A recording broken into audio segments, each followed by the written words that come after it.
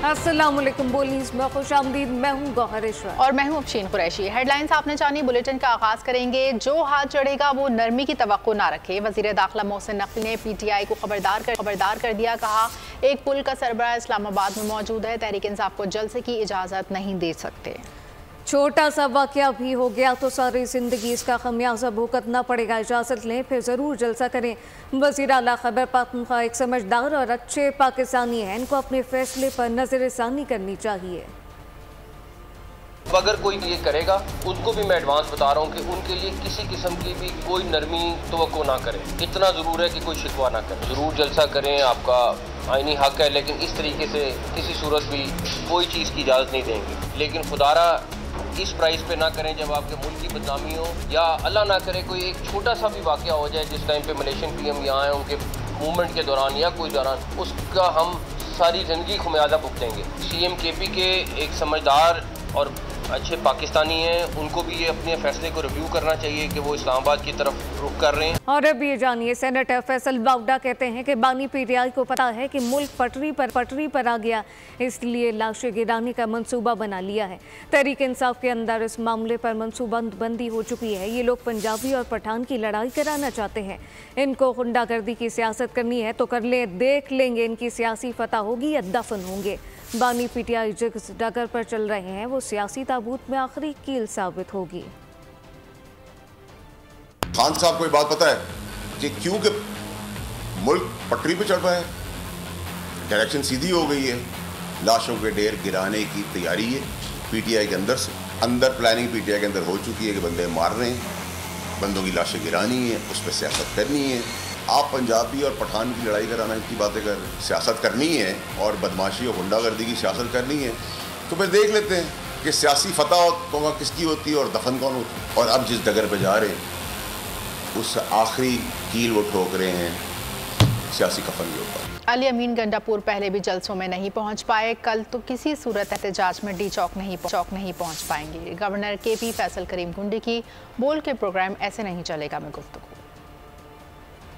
फिर में वो फ्रीक्वेंसी कम है, लेट हर जगह लेट पहुंचते हैं। पिंडी लेट पहुंचे, बोरान से U-टर्न ले लिया। अपडेट क्या हुआ?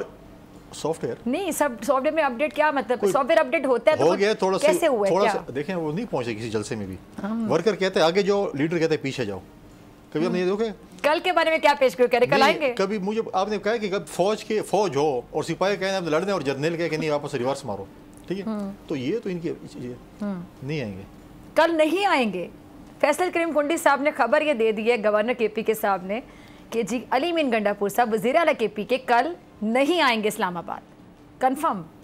और अगर आ गए तो चलो, ये तो इफ एंड बट क्या बात। मैं क्या नहीं आएंगे तो मैं आपको ऑथेंटिक आप इतने यकीन से कह रहे हैं, ऑथेंटिक बात, ये खबर दे रहे हैं जी सर। वैसे भी पूरी रात पड़ी हुई है, हो सकता है वो अपना जहन चेंज कर लें। वो मैं भी कह रहा हूँ ना, मैं भी कह रहा हूँ नहीं आएंगे।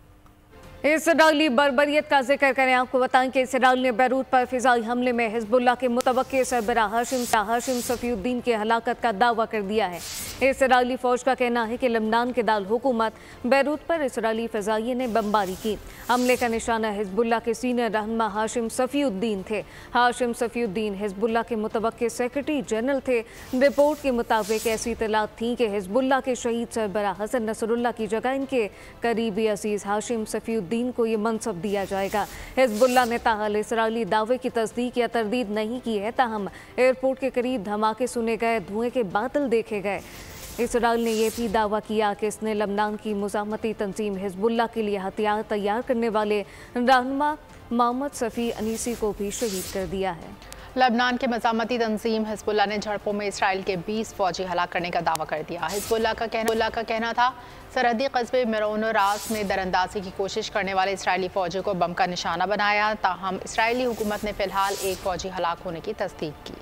जंगी जुनून में मुब्तला इसराइल की लबनान की शहरी आबादी पर बमबारी, मज़ीद 50 से ज़ायद शहरी शहीद कर दिए गए, दर्जनों ज़ख्मी हो गए हैं, जबकि इसराइल ने 3 दिन में 97 से ज़ायद इमदादी कारकुनान और फायर फाइटर को शहीद किया। मशरिकी लबनान में कई इमारतें मलबे का ढेर बन गई हैं। इसराइली हमलों में शहीद लबनानियों की तादाद 1974 हो गई। 127 बच्चे शामिल हैं, जबकि सरहद पर ताज़ा झड़पों में 2 लबनानी फौजी शहीद हो गए। अमरीकी सदर जो बाइडन ने ईरान पर इसराइल के मुमकिन जवाबी हमलों का इशारा दे दिया। अमरीकी सदर ने कहा ईरानी तंसीबात पर हमलों से मुतालिक बातचीत हो रही है।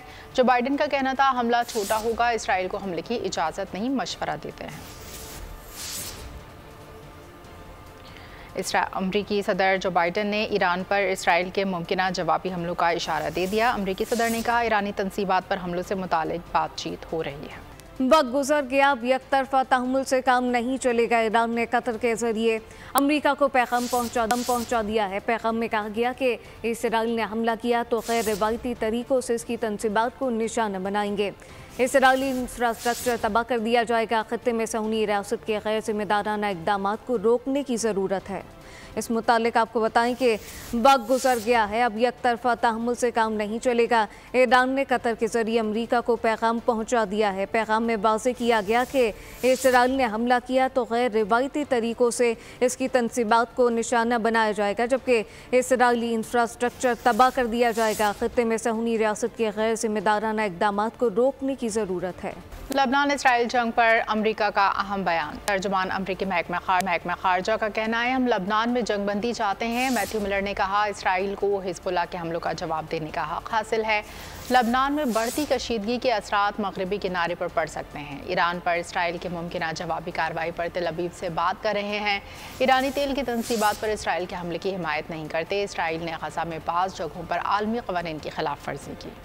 अब ये जानिए इसराइल का ईरान की तंसीबात पर हमले का खर्चा। आलमी मंडी में पेट्रोलियम मसनूआत की कीमतों में 5% तक इजाफा हो गया। आलमी मार्केट में WTI क्रूड की कीमत $73 फी बैरल से बढ़ गई है। ब्रेंट क्रूड के सौदे $73 से ज़्यादा कीमत पर हो रहे हैं, जबकि वाइट हाउस ने भी कह दिया कि इसराइल ईरान की तेल तंसीबात पर हमला करेगा तो हिमायत करेंगे। ईरानी सदर मसूद पेज़ेशकियान की दोहा में सऊदी वज़ीर ख़ारजा फैसल बिन फरहान से मुलाकात। सऊदी ईरान ताल्लुकात पर इत्मीनान का इजहार। ईरानी सदर का कहना था सऊदी अरब के साथ तमाम शोबों में ताउन को फ़रोग़ देने के ख्वाहां हैं। इस्लामी ममालिक इख्तलाफात बुलाकर हमांगी भाईचारे का सलूक करें। उन्होंने इसराइली हुकूमत के जराइम बेनकाब करने में सऊदी अरब के किरदार को सराहा। सऊदी वज़ीर ख़ारजा ने ईरानी सदर को सऊदी वली अहद की नेक ख्वाहिशात का पैगाम पहुँचाया। कहा सऊदी अरब ईरान के साथ ताल्लुकात के फ़रोग़ के लिए पुरज़म है। इख्तलाफात का बाब हमेशा के लिए बंद करना चाहते हैं। दोस्ताना माहौल में मसाइल के हल और ताल्लुकात बढ़ाने की कोशिश है। इसराइल के फ़लस्तीनियों पर भी बर्बरियत जारी है। इसराइली फोर्स ने फ़िज़ाई हमले में ग़ज़ा हुकूमत के सरबराह रूही मश्ती समेत 3 अहम रहनुमाओं को भी शहीद करने का दावा किया है। रूही मश्ती याहिया सिनवार के दाएं हाथ समझे जाते थे। सामिया अल सराज और सामिया ऊदा भी शहीद हो गए। लड़ाका तैयार इंटेलिजेंस बुनियादों पर हासिल होने वाली मालूमात की रोशनी में ग़ज़ा में एक सुरंग को निशाना बनाया, जिसमें ये छुपे हुए थे। हमास ने अपने रहनुमाओं की शहादत के इसराइली दावे की तरदीद या तस्दीक नहीं की है। खबरों के सिलसिले को आगे बढ़ाएं। सुप्रीम कोर्ट ने आर्टिकल 63A के केस का फैसला कलअदम करार दे दिया। चीफ जस्टिस काजी फायज़ ईसा की सरबराही में 5 रुकनी बेंच ने मुख्तसर फैसला जारी किया। चीफ जस्टिस ने रिमार्क्स दिए कि जमात के सरबराह को इख्तियार है कि किसी को मुनहरिफ होने का डिक्लेरेशन दे या ना दे।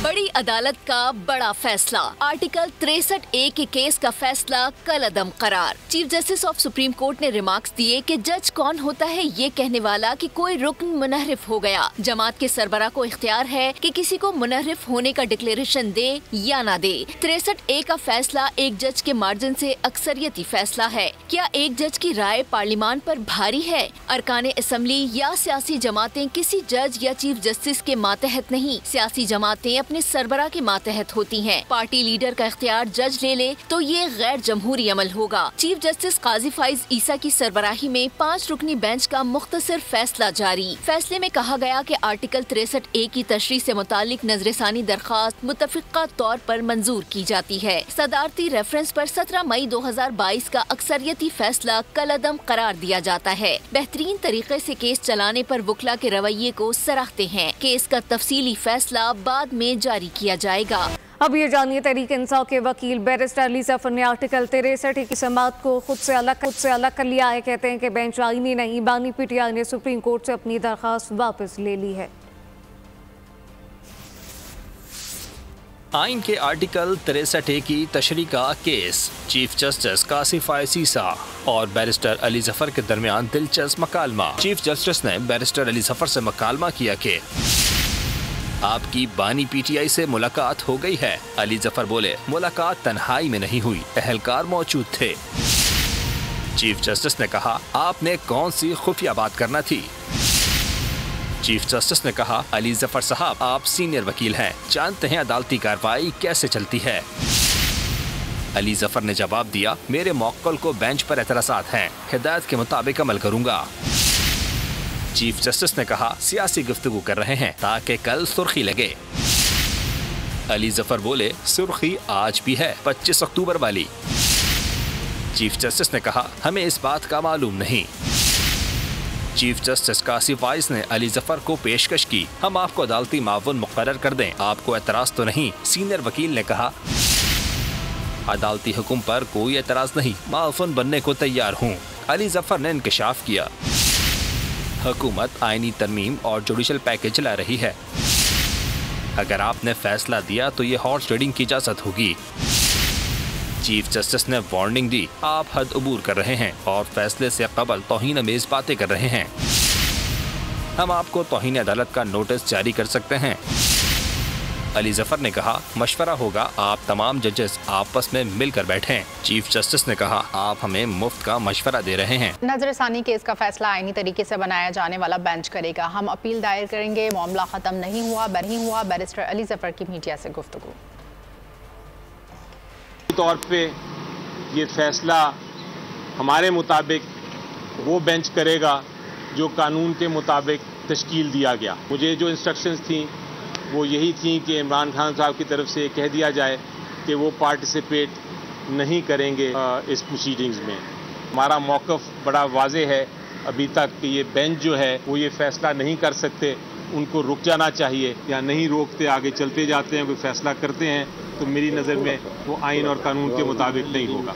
आर्टिकल 63 नजरसानी केस का फैसला, हुकूमत का पार्लियामेंट के दोनों ऐवानों का इजलास बुलाने पर गौर, जबकि पार्लिमानी ज़राए ने बताया कि आर्टिकल 63 नजरसानी केस में अदालती फैसला आने के बाद हुकूमत ने पार्लियामेंट के दोनों ऐवानों का इजलास बुलाने का फैसला किया।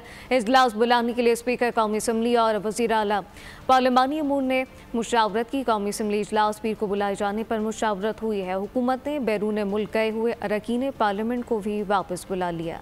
आईनी तरमीम से मुतालिक स्टेक होल्डर्स की तजावीज़ 1-2 रोज़ में इत्तेहादियों को एतमाद में लेंगे। वज़ीर क़ानून आज़म नज़ीर तारड़ की ऐवान सदर में तकरीब के बाद गैर रस्मी गुफ्तगू, कहा बार कौंसिल समेत मुख्तलिफ स्टेक होल्डर से सिफारिशात शेयर की गई थी। आर्टिकल 63 का फैसला कबूल करते हैं मगर मैच फिक्सिंग नहीं होनी चाहिए। मौलाना फजलुर रहमान का आईनी तरमीम पर हुकूमत का साथ देने से इनकार, कहा कि आईनी तरमीम के मामले पर जल्दबाजी कबूल नहीं, किसी कीमत पर हुकूमत के साथ लॉस होने पर आमादा नहीं है। हुकूमत से आईनी तरमीम का बिल मौखर करने का मुतालबा कर दिया। के हवाले से फैसला अगर आया है, अदालत का फैसला है, हम कबूल करते हैं, लेकिन बात बुनियादी ये है कि इसमें कोई मैच फिक्सिंग नहीं होनी चाहिए और ये कोई सेल परचेज का जरिया नहीं बनना चाहिए इसको। इस आईनी तरमीम का मसला है, मुझे हैरत है इस बात पर कि उन्हें इस बात में उजलत किस चीज़ की, और उसमें कोई इमरजेंसी मुझे नज़र नहीं आ रही। एक ज़माने में हमें कहा गया कि इतवार के दिन ही करना है वरना सोमवार आएगा तो आसमान ज़मीन पर गिराएगा। इस्लामी जमहूरिया पाकिस्तान में इस्लामी कानून साजी के लिए कोई जल्दी नहीं, लेकिन उनके मारूजी मफादात, फौरी मफादात, सियासी मफादात, उसमें इतनी जल्दी होती है कि रातों रात आइन में तरमीम की जाए। हम किसी भी कीमत पर हुकूमत के साथ प्लस होने के लिए आमादा नहीं। मैं हुकूमत से भी ये कहना चाहता हूँ कि ये जो आइनी तरमीम की बिल है इसको मौखर कर दिया जाए। मैं अपोजिशन से भी यही अपील करूँगा कि वो अपने एहतजाजात इस दौरान न करें, उसको मौखर कर दें। ज़हनी मफलूज खुद कुछ करते हैं ना दूसरों को करने देते हैं। वज़ीर आला पंजाब मरीम नवाज कहती हैं खैबर पख्तूनख्वा की हुकूमत सुबह पंजाब पर हमले करने का सोचती रहती है। जो ज़हनी मफलूज है वो ये लोग हैं जिनसे ना काम होता है ना किसी को करने देते हैं। वो तो पंजाब पे हमला करने के लिए तैयार बैठी होती है। ये जो पैसा आप खर्च रहे हैं पंजाब पे हमला आवर होने के लिए, ये खैबर पख्तूनख्वा के अवाम की अमानत है। खैबर पख्तूनख्वा में अल्लाह ताला ने आपको दिया हुआ है, आपको वो अवाम की खिदमत के लिए इस्तेमाल करना चाहिए, ना कि दूसरे सूबे पे हमला करने के लिए। तो किसी भूल में ना रहना, ये दहशत गर्दों को कैसे निमटना है ये अच्छी तरह आता है मरियम। 8 फरवरी के नताइज सबने कबूल किए। धरनों से केस का एजेंडा पूरा किया जा रहा है। हमने इंतकामी सियासत नहीं की। वफाकी वज़ीर एहसन इकबाल की मीडिया से गुफ्तगू। कहा कि हमें माली खसारे पर काबू पाना चाहिए। इदारों को जम और ख़त्म कर रहे हैं। नुकसान में चलने वाले इदारों की निजकारी करके जान छुड़ाएंगे। वज़ीर आज़म कौमी माशी ट्रांसफॉर्मेशन प्लान का ऐलान करेंगे। मलेशिया के वज़ीर आज़म अनवर इब्राहिम का दौरा पाकिस्तान। दोनों ममालिक के दरमियान 4 अहम मुआहदे।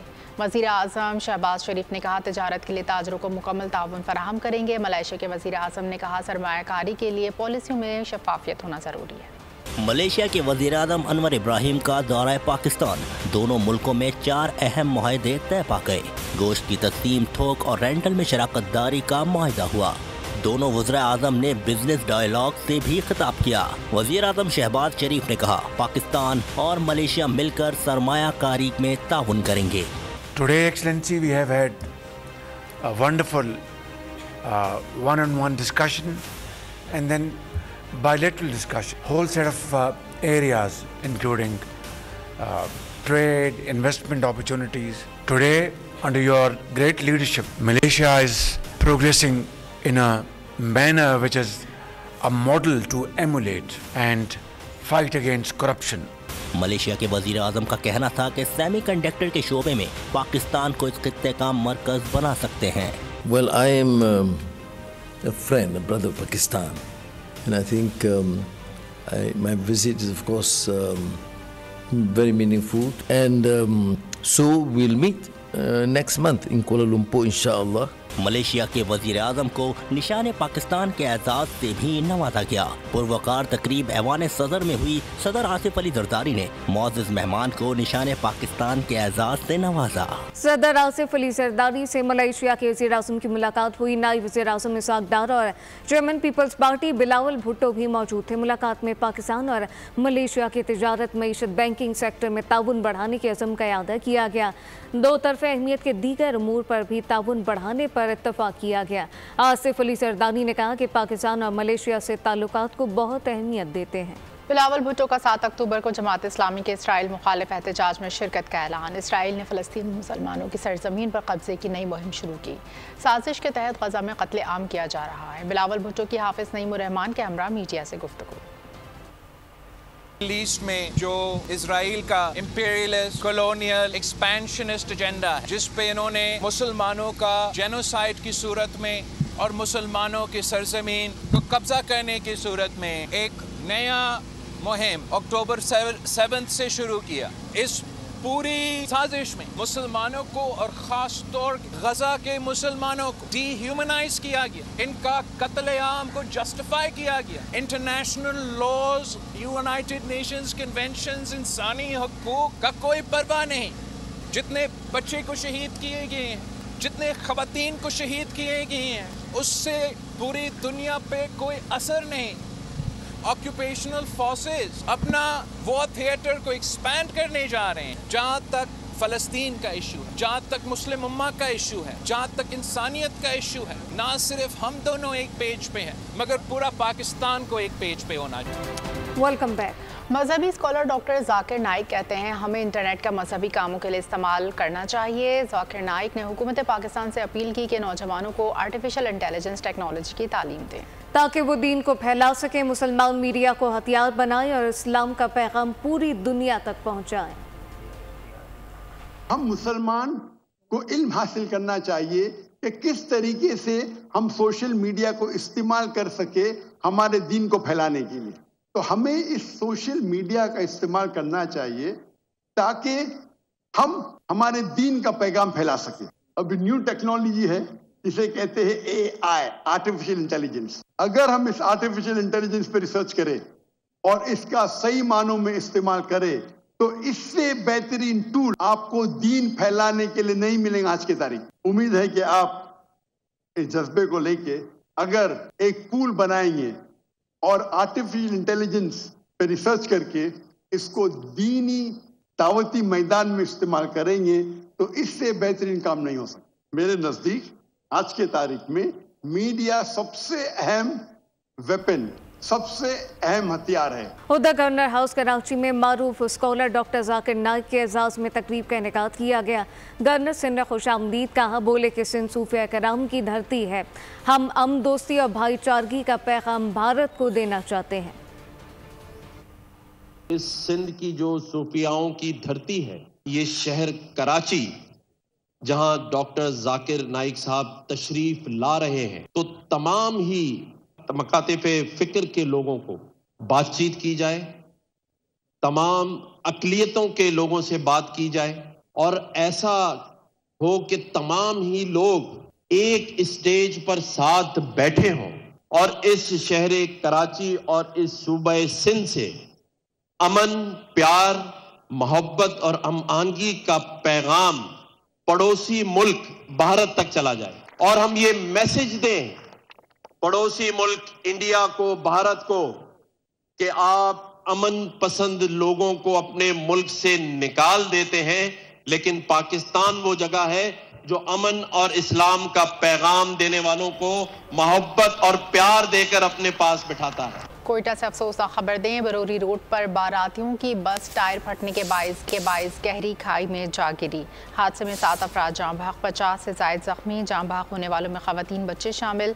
वज़ीर आला बलूचिस्तान पर इजहार अफसोस, कीमती इंसानी जानों के ज़िया पर गहरे दुख का इजहार। जख्मियों को बेहतर तिब्बी सहूलियात फराहम करने की हिदायत, हादसे की तहकीकात का हुक्म दे दिया।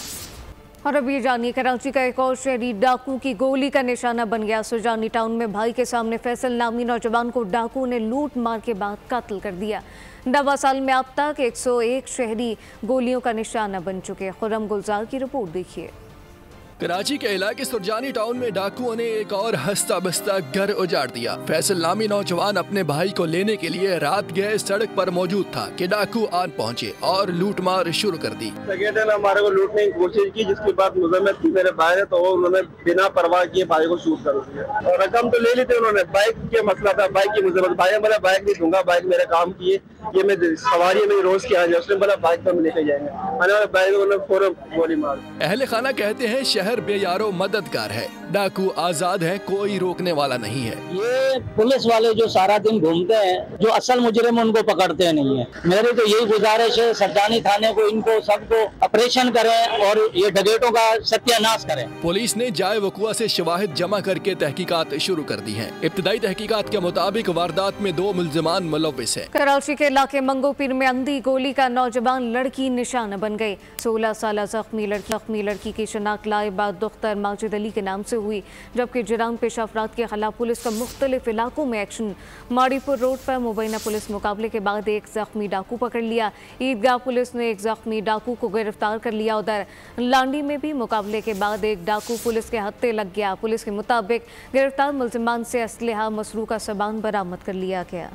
खेलों की खबरों में आपको बताएं, विमेंस T20 वर्ल्ड कप में पाकिस्तान ने श्रीलंका को 31 रन से शिकस्त देकर इवेंट का फातिहाना आगाज किया। 117 रन के ताक़ुब में श्रीलंका की टीम मुकर्ररा ओवर्स में 9 विकेटों पर 85 रन बना सकी। सादी इकबाल ने 3, उमैमा सोहेल, कप्तान फातिमा सना, नशर सिंधु ने 2-2 विकेटें हासिल की। इससे पहले पाकिस्तान टीम अपनी बारी में 116 रन बनाकर आउट हुई। कप्तान फातिमा सना रन बनाकर नुमाया रही। कौमी व्हाइट बॉल टीम की कप्तानी के लिए 3 खिलाड़ियों के दरमियान सख्त मुकाबला है। जरा के मुताबिक शाहीन आफरीदी और मोहम्मद रिजवान दौर से पहले ही बाहर हो चुके। टेस्ट नायब कप्तान सऊद शकील, जारी मिर्जा ओपनर फखर जमान और allrounder Salman Ali Agha front runner हैं।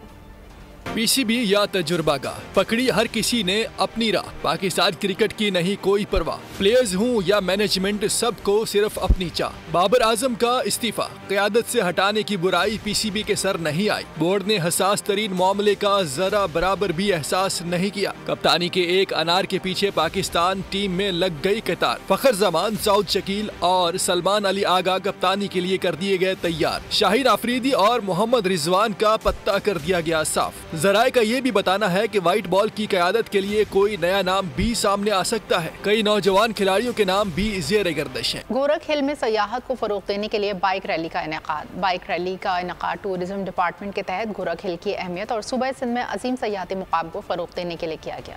अनोखी शादी का मंतकी अंजाम क्या होगा? बोल कहानी की सीरीज तनख्वाह देखिए आज रात 8 बजे बोल एंटरटेनमेंट पर। मारूफ गुलकार मसूद राना को बिछड़े 29 बरस बीत गए। फिल्म नगरी के बाकमाल प्लेबैक सिंगर ने 700 से ज़ायद गीत गाए। न्यूज़ बुलेटिन से फिल वक्त इतना ही। मज़ीद खबरों अपडेट्स के लिए विजिट कर सकते हैं हमारी वेबसाइट bolnews.com। देखते रहिए बोल न्यूज़। सब्सक्राइब करें और बेल दबाएं ताकि कोई खबर रह न जाए।